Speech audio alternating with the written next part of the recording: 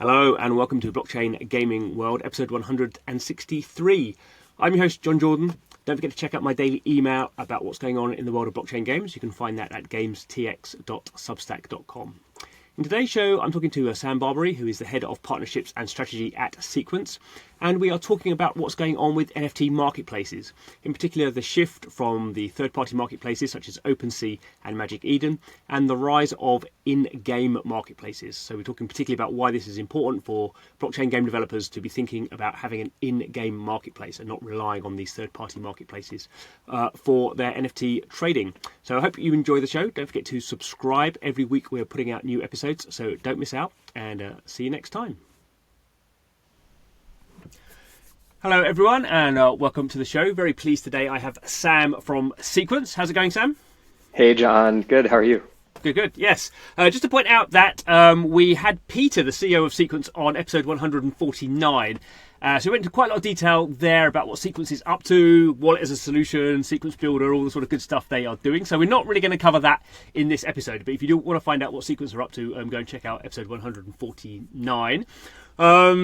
Just your first question, kick us off, Sam. Give us a potted history about what you've been up to in your career so far. Yeah, Batman origin story. So I've been in gaming most of my career. Made a pretty big pivot from psychiatric research into games research over a decade ago. I'm sure you learned some useful skills along the way. Absolutely. Research. Everyone's humans, right? So, Yeah. data and human behavior come into play absolutely everywhere. And gamers are just as difficult as patients sometimes. But it was great. And so joined as part of the founding executive team of Super Data Research, which we ultimately grew into the largest provider of business intelligence, consumer insights in digital games and esports and gaming video content. Kind of interestingly, at a very similar time in the industry's kind of fundamental shift, going from boxed physical to digital to mobile and free to play, in a similar way as we're seeing kind of the transition begin with new technology now. So helped run that company for about 8 years. Then we were acquired by Nielsen. I stayed at Nielsen for a while, and then started another company in kind of the gamified crowdfunding space. Okay. And then fast forward, came into the Web3 world at Animoca, helping to run one of their companies on the actually marketplace side of the world, and working a lot with branded content like Fox and HBO and Jim Henson, and leading their first forays into Web3. And I met the incredible crew at Horizon and Sequence, and joined here in August. Mm-hmm. Was it just to unpick a little bit? How did you find the transition to Web3? Was crypto something you were interested in, or was it just like a natural progression in terms of sort of data and games? And I mean, everything felt very natural to me, right? I mean, if we're talking about digital assets and digital currency and interactive audiences, which is probably the right playbook for almost any Web3 strategy, welcome to gaming, right? And so to me, it felt, very, very natural. And also including kind of the tension and sort of what we've seen from players, at least initially, that knee-jerk reaction, this is a scam, this is a cash grab, identical to what they said about free-to-play, right? Yeah. And yet that made gaming into the largest entertainment category on the planet. Mm-hmm. Although I guess the interesting thing is what's the overlap between the people who hated free to play at the start and do they still hate free to play, or do they sort of like have a bit of a Diablo Immortal sort of session on the side? I don't know. That's a really good player segmenting question. I think it eased quite a bit, right? You'd be hard pressed to find someone who loves $60 downloads and yet hasn't leaned into Apex or Fortnite or something, right? At least as part of their playing journey. I guess a lot of it is sort of boiled down to the sort of the context of which these things are offered. I guess we're way off track here already, but I guess it sort of seems to have come to the situation now where if people are sort of getting a $60 game, they really then don't you have to be very careful about having microtransactions into those sort of games, and I guess we've seen that with Baldur's Gate sort of 3 and those sort of hardcore gaming guys sort of kicking back against that. And but for everything else, that's sort of accepted now. So it's very much about fitting the slots in the gamer's head about this. It doesn't happen in this thing. It does happen in this thing, and I sort of choose. Yeah. Well, and players are, to your point, they're used to context, right? And it's very hard for them to context switch and have a different set of expectations. And so, if I'm playing console, a $70 download with nothing else on top is probably where a lot of my expectations are, even though, of course, I play Fortnite and Apex and a lot of free-to-play games there. But if we deviated to mobile, well, no one would ever download a $70 mobile game, No, right? no. And so even if we're talking about exactly the same human, they have different expectations for different genres, different devices. And that, of course, is relevant for any innovation in gaming, right? We expect user-generated content in certain places. We expect in-game stores in certain places and not others. So, even amongst the same audience, there are a lot of nuance depending on where you find them and what time of day you catch them. Yeah. I do wonder if we're sort of starting to see a little bit of that adoption when it comes to crypto. Obviously, I kind of think a lot of the sort of fire has gone out of the sort of rejecting crypto sort of bandwagon. I'm sure there are people still very much in that sort of mode, but I guess broadly we've seen Bitcoin EFTs, nothing to do with gaming, but those are people can just get an upside to Bitcoin without actually buying Bitcoin or knowing anything about it, and putting them in their pension funds, all that sort of stuff. So that's, I guess, part of the battle, I suppose. Yeah, I totally agree. I mean, obviously we just had GDC a couple of weeks ago, and the vibe there was really interesting because obviously it's an incredibly difficult time for the industry, and user acquisition costs are up 431%, and development costs are up 20%, and then player spend is up 1%, right? And this math is really challenging. And so I think, at least amongst developers, certainly there was a much more mature kind of thought behind how they were looking into Web3. And I think, to your point, like, just sort of vehemently hating it's exhausting and everyone's played out. It's been, a number of years, like how much longer can you go? And then reflecting the realities that they're seeing, which is like, something's got to give. And it's, the old playbooks are no longer working. And Web3, the experiences are significantly better. They feel like any regular game. The content and the studios are much more mature. And so suddenly this thing that seemed like this really niche sideshow scam is like, hey, there's actual value here that's being proven out. People are seeing the kinds of KPIs that we knew that Web3 could drive for developers. And I think there's a sort of similar thing where it's probably, I mean, not that many people sort of realise it yet, but you're starting to see Web3 come into some games that we wouldn't know Web3's in there. So, I mean, one game I've been playing sort of quite a lot, struggling with a little bit, is Night Crows, which is if you play it, it's very much just like a Web2 MMORPG from We Made, very sort of high quality, incredibly grindy as these things are, and I've been playing it for since how long it came out, a couple of weeks, and I'm not close to getting to the blockchain bit, and so I don't know how many. I think it's definitely done millions of downloads. Did very well in Korea last year when it came out, but that is effectively, I mean, you could say it's a blockchain game. I guess it's a Web2 game with a blockchain layer if you get to it, but I've not seen anyone go, I'm not playing that blockchain game, So I guess that's not every type of game. We see lots of other fully on-chain games, but there's a whole gamut. But that's sort of sort of in a sense a key part of onboarding web, just gamers who presumably if you play long enough, you will get to the blockchain bit. Yeah, oh, absolutely. I mean, as trade as it is, obviously focusing on building a good game is the number one thing, right? Like, you either have a well-designed game for the audience that you're trying to reach, or you don't. And I think conflated with that for a long time was the technology that was available.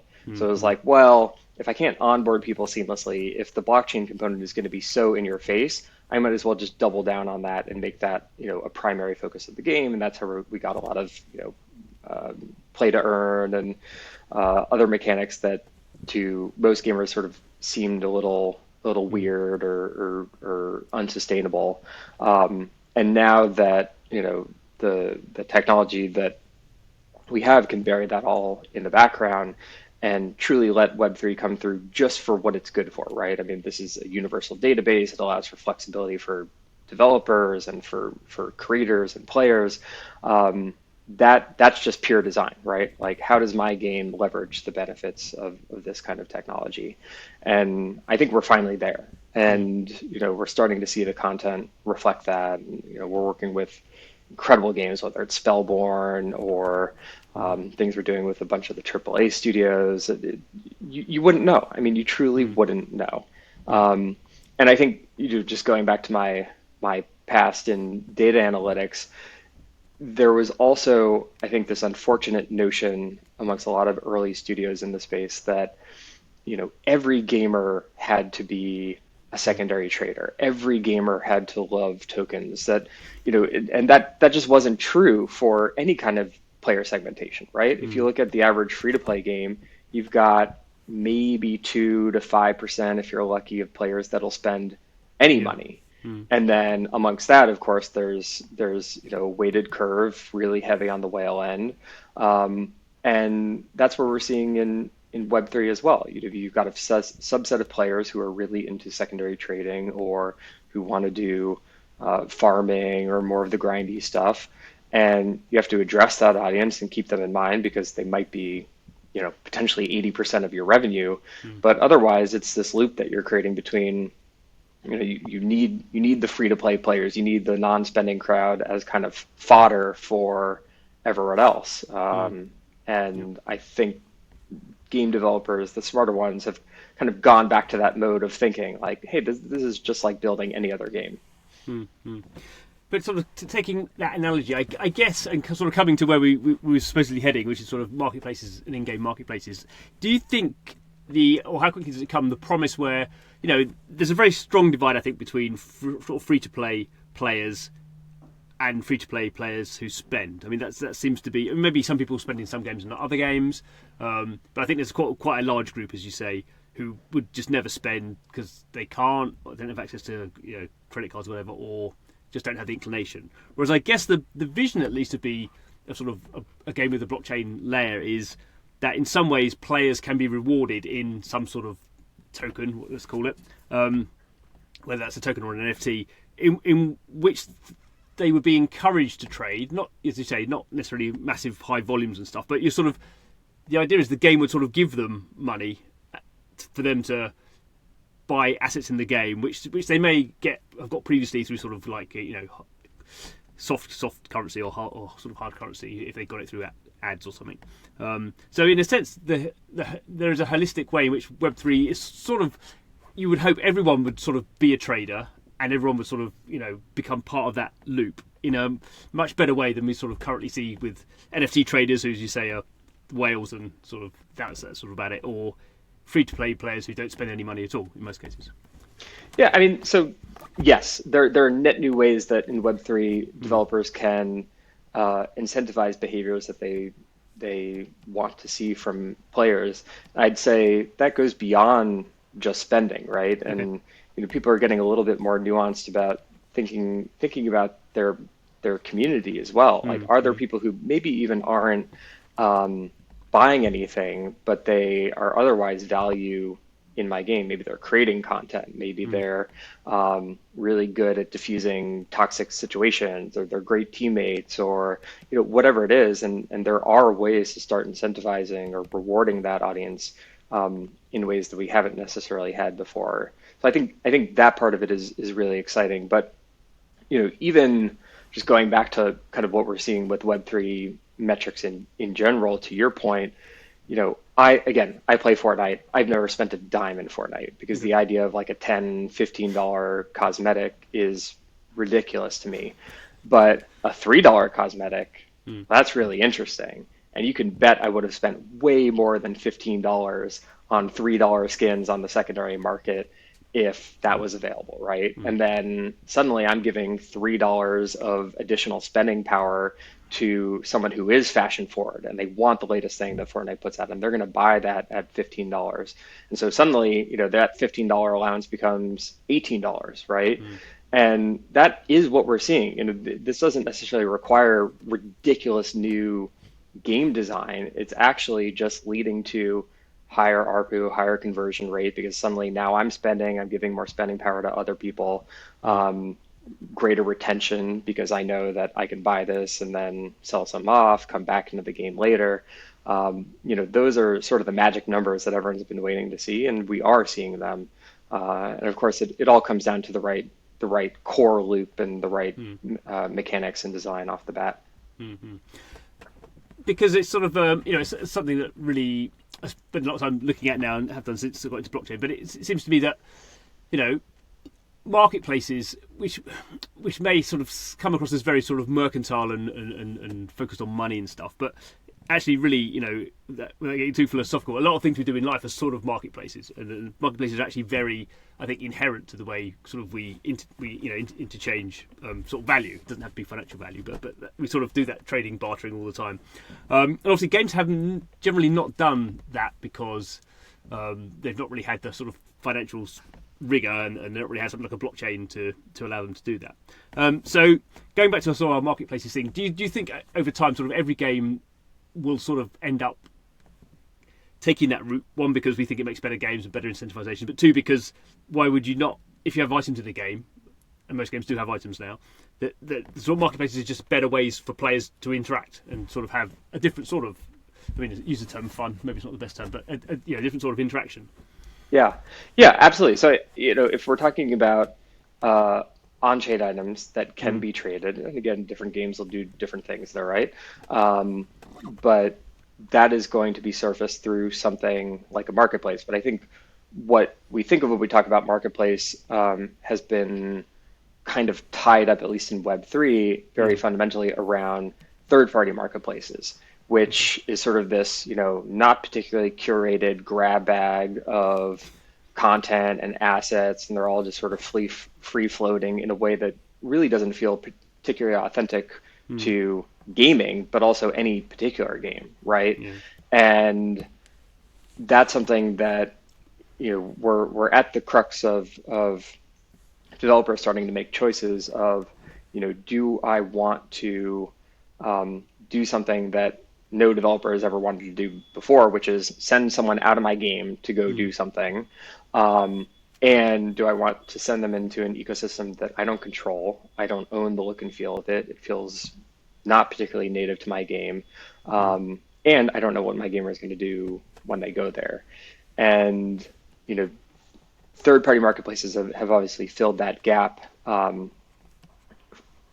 in the past couple of years of Web3 for a number of reasons, right? I mean, it could be liquidity, but also I think a lot of developers saw them as launch pads. Okay, I'll start with my Genesis collection here, and then great, they'll all become gamers.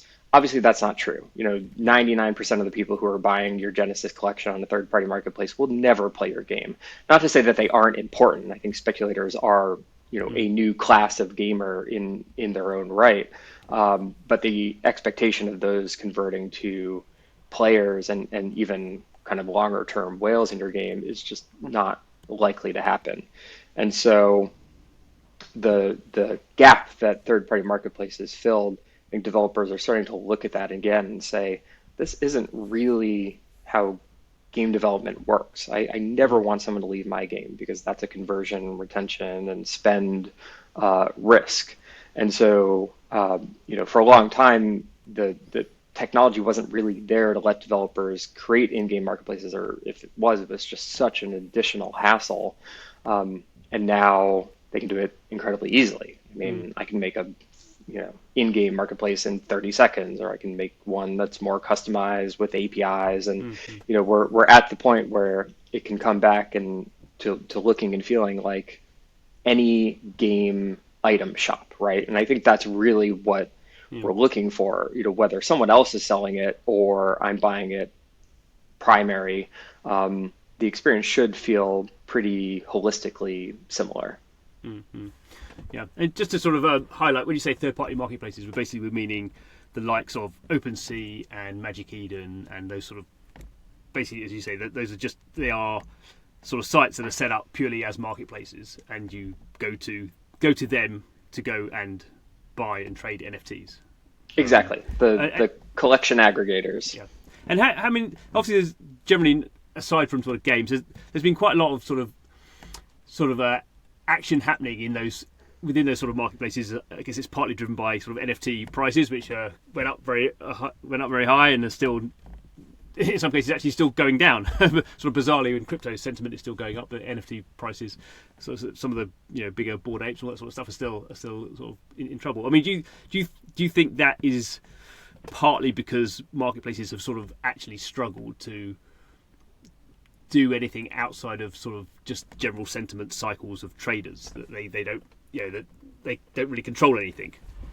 Yeah, well, I think it's a mix of things, right? Again, it's the audience who initially purchased these items, and so something like Bored Ape, it started as a PFP collection, and Yuga has kind of backed into, hey, gaming is probably our utility out, as I like to call it. People are looking for stuff to do. We should probably do gaming.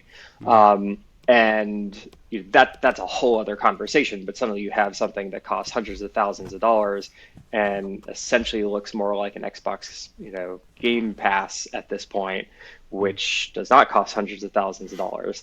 And so people are starting to weigh the pros and cons of what this asset means to them. So I think part of it is, who bought it, but also it's where people bought it. And third-party marketplaces inherently weren't based on utility. They were based on trading first and foremost. And so that created expectations and price points that were completely disassociated from what the value of this is, particularly in a game. And so that's starting to rebalance, right? Like no game item, no one would expect, certainly primary purchase of a game item costing hundreds or thousands or hundreds of thousands of dollars.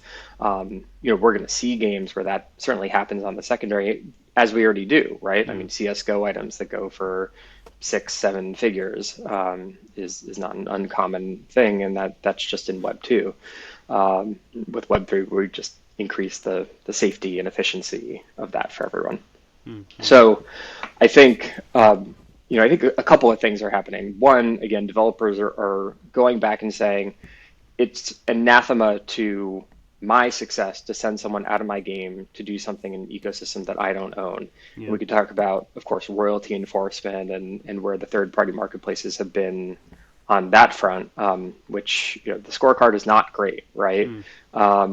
And it's funny to me to think of game developers who have pushed back for years against the first party stores, whether it's Apple or Google or Steam or anyone, for taking massive percent out of their check, and suddenly we're now trusting this new entity in Web3. We were supposed to be freed from the man and the burden of these storefronts that could willy-nilly decide what I make and what I don't, and the cycle started all over again, right? So that as a fundamental shift, I think, is something that we're seeing, accelerate quite a bit. But also, it's just the user experience. Like if I go to a marketplace that's just a store for a bunch of stuff, most of it completely unrelated to what my purpose in going there initially might be, that's just not great. I'm going to get distracted. I'm going to look over here. I'm going to find something else that I want to do, or I'm going to fall for a scam, or I'm not going to have the spending power that I thought that I needed because things have gotten kind of priced out of hand. There's so many drawbacks to sending someone into an ecosystem that is sort of proving that it doesn't have your best interest in mind as a developer or honestly a player. But I don't think that third-party marketplaces don't play a role. I think they have a very important future, but they have to look very different than what they do right now. We could talk about what I think that is, it is sort of funny having used OpenSea for a long time. I mean, I guess that's the one I'm sort of most used to because it's been around for the longest, and it hasn't really changed its UI. I'm sure it has changed its UI, but it doesn't feel like it has. and Magic Eden, which I guess is sort of moving, it's probably the fastest and seems to be sort of moving more towards games, maybe than some of the other ones. Again, I don't really feel like I feel like that has got more complicated as it's gone multi-chain, and there's the other ones as well. But those are sort of I guess the two main ones that stick in my head, and clearly you can see as well, I suppose, as we have more, we're tracking on the big list. We've got about 1,000 blockchain games out there at the moment. It's just more and more sort of items going on there, and actually these marketplaces are, despite offering loads and loads of collections, they're actually very, very poor, I think, at allowing you to sort of filter between what you actually want to look at. You just get loads of rubbish around the outside of the screen that they're, almost like they're trying to upsell you to something else, or go and look at this thing rather than the thing you want to look at. It seems like an opportunity waiting to be sort of destroyed by. Of course, if I'm playing a game, I want a marketplace in the interface that I'm playing. I mean, they can't compete, really, can they? I mean, no, I mean, and the reality is, gamers don't want to go anywhere else either. We have the benefit of, we built Skyweaver, so we could see that behavior and performance in addition to all our partners' games, and more than 90% of the transactions, the secondary transactions, happen on the in-game marketplace. Even though people could go to a third-party marketplace, they don't want to. And so again, I think that's part of the segmentation that we're seeing, is there might be a, let's call them trader class, that 10% that do want to go to a third-party marketplace because whatever, the interface is easier for bulk trading or whatever it is. They're trading on margins and it's more efficient for that, you name it. But most people who are actually playing the game are going to want to stay in the game because that's where they're having fun. And again, it's more curated. So to your point, third-party marketplace, the incentives, one, are just to get you to trade anything. They don't care what it is. But two, there's just the macro issue of the content curation. You're going to see things that have absolutely nothing to do with the game you're playing, or maybe gaming at all. And that's not going to help you find the exact thing that you need that's going to help you win, the last 3 out of 5 hands that you played. That kind of information can only be served by the game itself, because only the developers can say, this is what you need. This is utility of the item that's specific to you in the game that you're playing and at your progress level and everything else. So, I think third parties, they'll just never be able to address that, right? Because it's too specific to every game. There's also, just to go off on a slight tangent, but the more that gaming ecosystems or individual developers start to lean into roll-ups, so they're setting up their L2s and L3s, there's just the reality that third-party marketplaces won't even support those, right? And so you have to, from day one, consider, okay, how is trading going to work? It's probably going to happen in the game. Therefore, I need something that's going to work, full stack with everything else, including my wallet and accounting system and everything, all the other mechanics and backbone of the game itself. So there are a number of things kind of working against what third-party marketplaces were initially in a really good spot to handle. But again, I think there's an opportunity for them to reinvent themselves, because something that we haven't really seen happen really ever before is this idea of kind of the collector's metagame, right? Or sort of cross-game, loyalty. And certain stores have done that to some degree, like, Epic Games Store plays around with kind of metagame retention and so on. But that's something that I think is something that could be really powerful for third-party marketplaces to lean into. They just haven't done it yet. Yeah, no, some good points. Just to point out to people who don't know, Skyweaver is your trading card game that's been around for 4 or 5 years now. So that's something that Horizon has been operating. So that's what you're talking about. That when you talk about Skyweaver, and I guess the one thing that advantages those sort of, and I guess we've seen it with particularly Magic Eden doing it sort of like, is it diamond airdrops? I sort of vaguely looked into it, but it's just so complicated that you sort of get these some diamonds and you have to trade here and you get some multipliers and it's like, oh goodness. But some people really like that, so you can kind of see why some people, who are, as you say, that more trader type, are going to want to trade through their sort of marketplace of choice because they've got a loyalty card and they're going to rack up all those whatever things are going to get. But the thing that you say that those marketplaces can't provide is sort of the sort of context sensitive information, which maybe is in a Skyweaver, these are the cool cards you need for this new meta or something, because obviously Magic Users is not going to know what the new. I mean, it's very hard for it to know what the new meta on every sort of game is, so as you say, they have their strengths and weaknesses. But when you come to people who are sort of playing the game, if you just want to spend like the $3 to, I'm going to spend $3. How can I improve my gaming experience or improve my power in the game? Then hopefully, at least, I guess there's an AI part in that. The game can tell you that, and here's what you need to buy.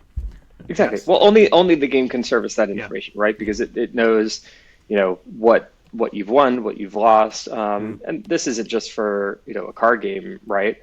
But there's also really cool things that can happen around trade recommendations broader than that, including let's say items whose usefulness you've surpassed because you've leveled up your character so much, and these are kind of downgraded or tier 1 items, and the game could say, hey, let's package that up, ship them off because you no longer need them. By the way, season 2 is coming out, and you might want to have some additional cash in the piggy bank in order to buy into that.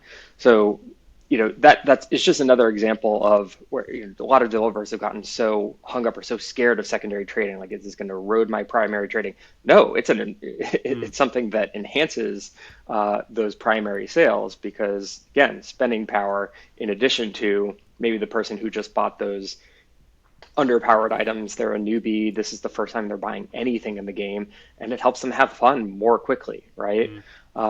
So there's so many cool ways that developers can leverage the blockchain, leverage that data, leverage that player behavior in order to incentivize the things that they want to do. But it's going to happen at the game level. Again, a third party just would never be able to do that. And as we're talking about it, it sort of seems very sort of straightforward. I'm sure, obviously, sort of Sequence behind the scenes does lots of clever things to sort of enable people to do this. But we haven't really seen many examples yet, and I can't think that's purely because of technical issues. I mean, maybe it is. Why do you think blockchain game developers have been so haven't been leaning more into this, or is that just a timing issue? Yeah, I think it is a combination of the kind of the go-to-market strategy of developers, which was very focused on the idea of third-party marketplaces being their user acquisition funnel. I think that has played itself out, and there are ample examples of that, right? The conversion from SugarTown PFP holders to players. These things aren't really netting out in actual, onboarding players or sticky players. So that, I think, everyone was sort of hoping for that to be the case. And it's like, the more games that are there, therefore the more players. It's literally not what's happening. But I think, the technical lift actually is considerable. And I think a lot of developers, in the rush to launch a game, and developing a game is hard enough, sort of looked at, okay, we're focusing on the primary loop. What do we do for secondary trading? Cool, this thing solves that. Yeah. Let's focus on just getting to market and making sure the game itself is good. So unfortunately, it was a little bit of an afterthought, which is weird considering how much of an emphasis or how much benefit there can be for the game in that secondary ecosystem. But yeah, I mean, the development lift, is massive potentially, if you're not using something, not to shill too hard, but APIs or white label marketplaces that you can spin up incredibly quickly and handles the heavy lifting of the blockchain side that you want to think about, right? Like, I just want you to focus on the UI, design the UI and the UX that works for your game, and don't worry about everything else. There's also just the issues of, again, thinking about the kind of end-to-end or the full stack nature of game development, and making sure that initial onboarding jives with and dovetails with the secondary trading. We're seeing that start to break down too, right? Where really sophisticated embedded in-game wallets don't necessarily work with third-party marketplaces because they haven't built the infrastructure to do it. So it's another issue or another example of, I can't be hung up by this other entity's tech roadmap, whether that's chain support or wallet adoption or anything else, in order to make my game successful. So that downstream implication, I think developers are starting to get more focused on that because understandably they were so focused on onboarding, but they kind of thought, okay, well, now they're here. How do I keep them here? And how do I make sure that they can actually monetize? Mm-hmm. And I guess to take a step back for big mean on developers, I guess the other thing we have seen a lot of really over the past 6 months is people sort of migrating between chains. So if you had a lot of that stuff embedded, then maybe you decide whatever, you've gone to Arbitrum or whatever, all these crazy new chains coming up all the time, then you've sort of broken all that anyway. So maybe it was sort of sensible that they just went with third-party marketplaces for the time being, and then when they actually sort of know what they're deploying on. So maybe we see sort of that also feeds into an acceleration of this sort of stuff, marketplaces, in-game marketplaces going live for the rest of the year, really. I think there certainly was a bit of that, but again, I think unfortunately it was kind of top down, right? Okay. It was, okay, what marketplaces are already, or what chains are already supported by an OpenSea, for example, and that kind of dictated to some degree where developers were willing to go, and now that's starting to shift again, and certainly as people think more and more about those L2s and L3s and roll-ups, the third-party side of it just isn't even going to be an option, even if they are migrating, right? They're going from one chain to, they've surpassed the transaction throughput and, the gas of the L1, and now they're thinking about their own app chain, and they're going to have a whole suite of needs, and again, everything needs to work with it, right? Like your wallets, your marketplace, everything has to jive. We make it easy, like we support any EVM, so it's incredibly easy for developers to do that. But I think to your point, all of this comes back to optionality for the developers. Like, do they have the toolkit to take their game into the ecosystem or the design framework that works for them? And the more that you're sort of sloughing that off onto someone else who you don't control, the harder that's going to be. Yeah, absolutely. I won't necessarily ask you to comment on it, but feel free to comment on it if you want to. But one example that I saw, just because I play it quite a lot, is NFL Rivals from Mythical Games, which is actually, I think, is one of the games, partly because it's on the App Store, so it has to abide by those rules, but it actually has sort of quite a good sort of in-game marketplace, and it sort of does give you recommendations, not always the best, but generally sort of the case. And you can start to get a feel, and I'm sure there's lots of other things it could do, but you start to get a feel of how that's going to work. And obviously in that game, which is a mobile game, unless you know it's a blockchain game, you don't know it's a blockchain game. So they all do it with sort of an in-app currency, and obviously there's problems with that and limitations with that, and you're much better off going to the website and doing it all through the web interface. But you can start to get a feel of how that works, and they've not put out any figures, I don't think, although you can sort of look on Crypto Slam, and it does seem to be doing, you can sort of get a feel when you go to sort of KPIs and stuff, that people are just sort of, I'm just selling this NFT character and buying this one. I think that plays into the gamer psychology of just like, this is what I want to do in the game. I want to power up my characters. I just go and buy this guy. Maybe I like him or whatever. Yeah, no, absolutely. So I think they've done a good job, right? And to your point, there's probably some optimizations that could happen, as with any game, right? There are always tweaks that are possible to make it a better player experience, better monetization experience. But John, their CEO, has talked about some numbers, including what they've seen in incremental revenue, something like 20% incremental revenue through the mechanic of secondary trading, and that it's just another example, I think, of or for developers who have been concerned about the erosion of primary, it just hasn't happened for them, right? Most of it's happening with primary sales, and then there's a secondary component, which is kind of icing on the cake that a subset of players are leaning into because it delights them, right? It does something beneficial for their gameplay, and it's as simple as that. And so, when you have a game that lives where games live, which is, in a native mobile app or console or desktop or whatever it is, and it looks and feels like a game, that's what you would expect to see. Now, if that were a third-party marketplace, Yeah. or even just not an in-game marketplace, things get a lot more challenging, right? So now I'm sending someone out to maybe a progressive web app or to a browser, and of course, is the browser experience optimized for the kind of trading that I want them to do? There's just a whole host of issues, and so the developer should design it exactly the way they want. Wherever they surface that is ultimately up to them, but it should be up to them with the full potential of this is just an in-game store. I would just actually saying that point, going to the mythical marketplace, the mythical market, I think it's called, to actually trade obviously the same items, the same account.